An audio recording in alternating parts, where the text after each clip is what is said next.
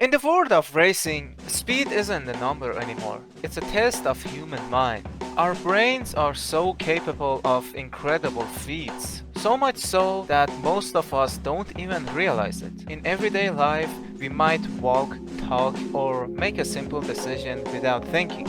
But when you get behind the wheel, for real or a sim game, at hundreds of kilometers per hour, mind is working at a level that most people might never experience in their lives. Decisions must be made in fractions of a second, often with life or death consequences. Think about that for a moment. A human being in a machine traveling faster than any animal or living creature can ever run, making life or death decisions almost instinctively. It requires training the focus, controlling the fear, and entering a state of complete flow. This is the psychology of racing. Through goes Hamilton! Unbelievable stuff!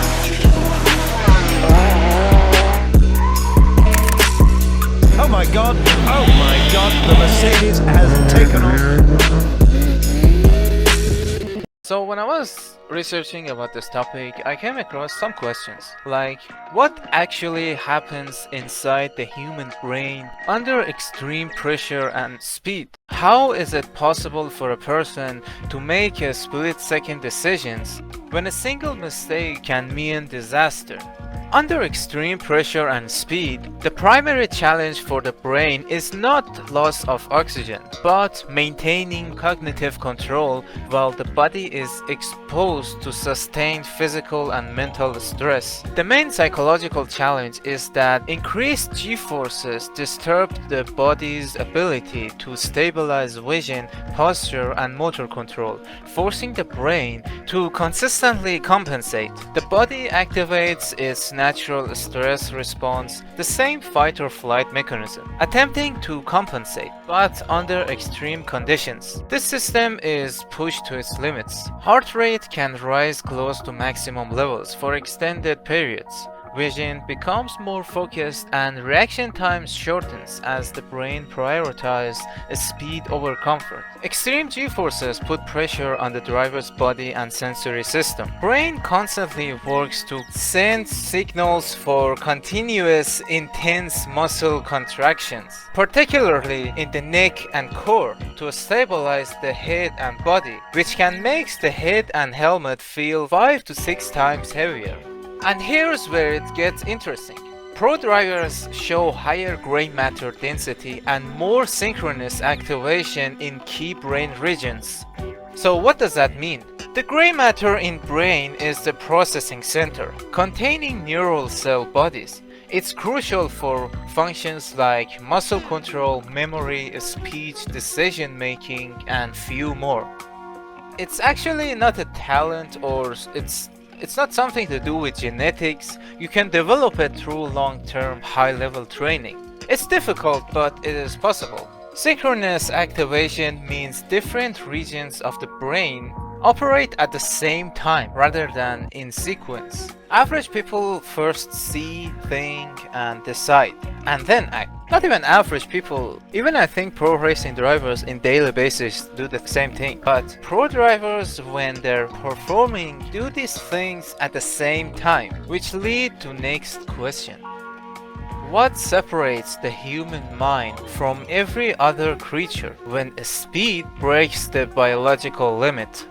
Most animals rely primarily on reactive control. Their actions are driven by immediate sensory input, what they see, hear, or feel in the present moment. This creates a biological limit. Every reaction is constrained by neural transmission speed and sensory processing delay. While some animals show limited predictive behavior, their control systems depend largely on feedback, not internal simulation of the future. Humans are different. At high speeds, reaction alone is not enough. Brain cannot wait for raw sensory feedback, because by the time visual information is fully processed, the situation has already changed. Instead, the human brain relies on predictive control. It builds internal models of the world, constantly simulating what is about to happen next. Vision itself becomes predictive. Eyes do not passively scan the environment, they actively sample only what matters, tracking reference points, edges, and motion cues ahead of time. These internal models allow the brain to act in advance, anticipation of it. In my opinion, this ability to predict, update, and adapt across both movement and perception is what allows humans to operate beyond biological reaction limits.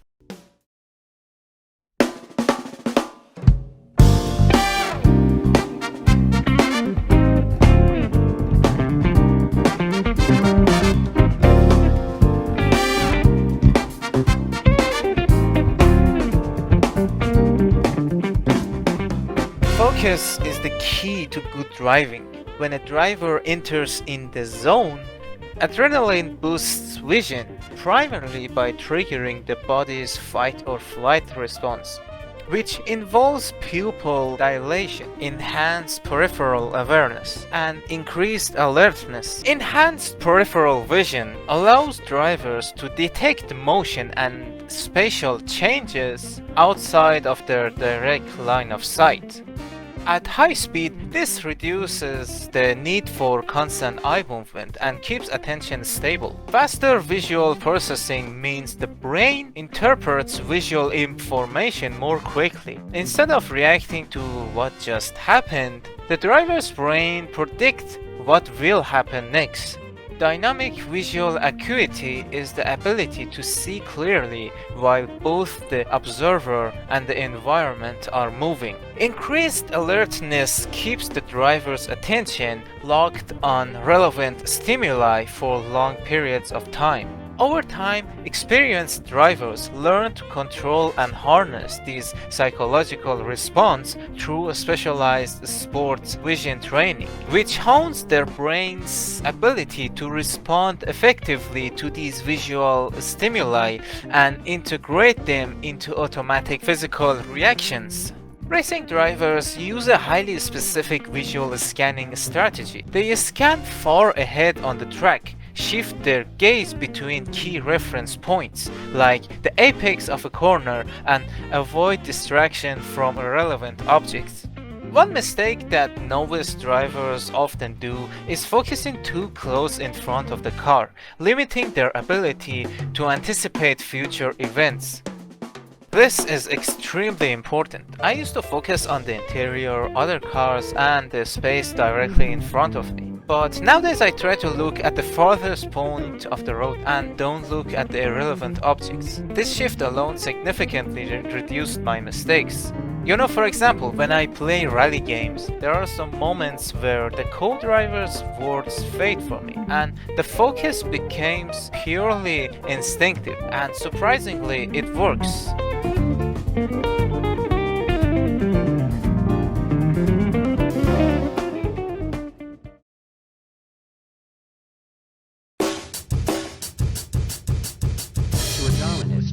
It's not surprising that it's so hard to get agreement in support of such political initiatives.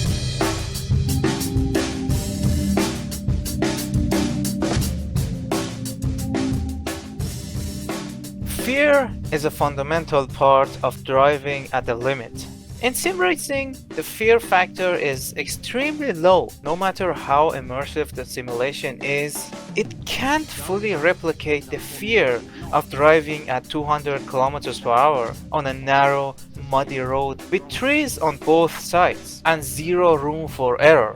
In real life, that situation carries a life or death risk, but in sim race, it's just the race that you are worried about. Today, sim racing has become realistic enough to genuinely improve driving skills. Once you become comfortable controlling the speed in a rally or GT car, many of those skills can transform into real driving. But the missing part is fear. And as more and more you're driving, you get more used to it, and your fear gonna turn more into adrenaline as you become more experienced. It doesn't go away. Fear response become regulated. So I came across one question that what is the actual psychology behind the fear of going fast? The actual fear of going fast can manifest as a specific phobia, referred to as tachophobia. At its core, it's a primal fear of losing control. In my opinion, similar to the fear of height and falling. The key brain region involved is the amygdala, a core structure responsible for emotional processing.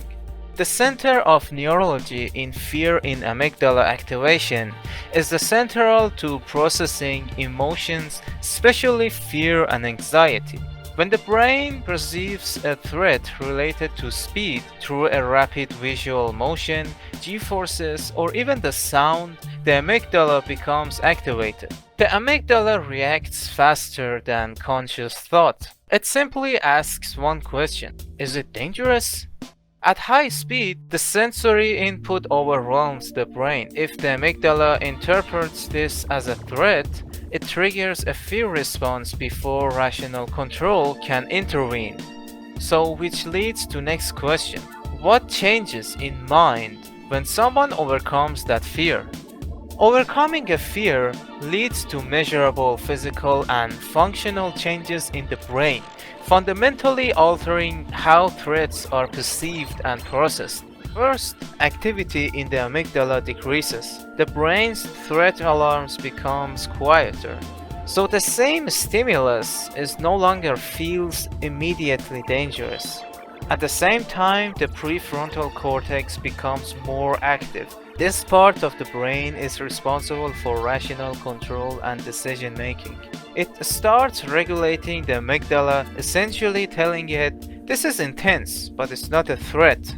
The connection between these two regions strengthens. This makes fear response easier to control and more consistent over time. The hippocampus also plays a role by adding a context.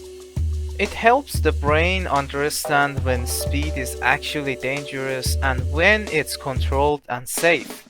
Brain builds a new memory on top of it, one that says, I've been here before and I survived. And this is where something interesting happens. When fear is no longer in control, when the brain stops treating speed as a threat, all that mental energy gets released. This is no longer courage. This is flow.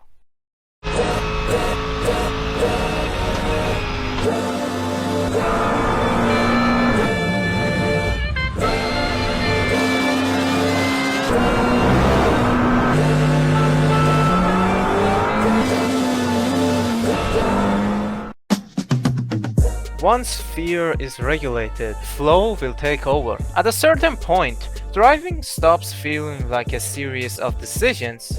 You're not constantly thinking about breakpoints. Body reacts before the mind can put those actions into words.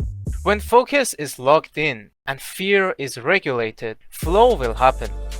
That's when driving feels automatic, even at the limit. When we're in flow, we feel our best and perform our best. The flow state is an optimal state of consciousness. Flow states happens in any kind of activity, like musicians to action-adventure sports like rock climbing or mountain biking. Sense of time either slows down or speeds up. Few hours passes by like 5 minutes. A sense of self-consciousness disappears. All aspects of performance, mental and physical, goes through the roof. We can put it this way. During these modern days, it's basically the most primal and animalistic state that we can experience. Most animals don't possess self-awareness in the human sense. They do what needs to be done. When you focus intensely on a single task, your animalistic side will grow, and you stop seeing yourself in a third person, and you stop judging yourself, and you just do what you was doing. So the question is, what actually happens when you enter the flow state? This is actually my favorite part of the whole video. This is where everything gets interesting. Most of you viewers probably heard of it. It's called the 10% brain myth. The idea is we only use 10% of our brain. So the ultimate performance must be the full brain, firing on all the cylinders. But actually, it's the exact opposite. One of the causes of flow is transient hypofrontality. So what are these mouthful words that I'm using? Transient means temporary. Hypo is the opposite of the hyper. It means to slow down and deactivate. And frontality is the prefrontal cortex. This is the part of the brain that is responsible for the sense of will, the sense of morality, and the complex decision making. When you're in flow, this part of the brain is actually shutting off. It's not functioning. And there is something more interesting. You can drive for several hours in, for example, a 24 hours racing, sim race or real, and it doesn't actually feel like 4 agonizing hours because you care about it and you enjoy it and you enter the flow state. That's why an awkward 15 minutes ride can feel so long and painful. And the opposite happens in rally. For me personally, a 3-minute rally stage can feel much longer. 10-minute stages feel so much longer than 10 minutes. Not hours, but noticeably longer than an actual time. So why exactly that happens? Because time perception is largely constructed by the prefrontal cortex, as part of it wink out, we can't separate past from present from future. And your sense of self is also produced in the same area. As it fades out, your inner critic among the others goes away. So that annoying nagging voice that always is in your head shut off almost completely. So the result of all of this is we feel this as freedom, risk-taking goes, and creativity goes through the roof. So this led me to another question. Why does these activities become so addictive when you enter the flow state? Sim racing and actual racing and even the simple driving. This is also a profound neurochemical that happens in the brain. During flow, brain releases 5 powerful neurochemicals that all of these count as performance enhancing chemicals, but they also feel good. These are the most addictive chemicals on earth, and the flow is the only time that you get all 5 of them at the same time, which means flow is the most addictive state that you can possibly have. It's the combination that makes the flow so addictive. By the way, I'm not gonna dive too deep into how each of these chemicals works and affect the brain. Video is getting long already. If you're interested into learning more about that, click in the first 2 links in the description. So it's not about the racing you get addicted to. It's the state of mind that you get addicted to that. You can't get addicted to any hobby and activity, but because we like cars and driving, we get that specific addiction for cars. It's a mix of adrenaline, primal fear, and animalistic type of behavior. And we also like the car itself. So if you ever found yourself driving in a 24 hours racing event for like 5 hours straight, it's the flow state that's keeping you going. Next time you want to set a faster lap or do a faster rally stage, just don't overthink it. Feel the car and let all the flow take over and see what's gonna happen next. Let your autopilot brain takes over and don't focus on right now I'm driving. Trust what you learned and just go for it. And hey, if you mess up, that's the part of the process. Every mistake teaches you something, and next round will be better. Thank you so much for watching and have an awesome day.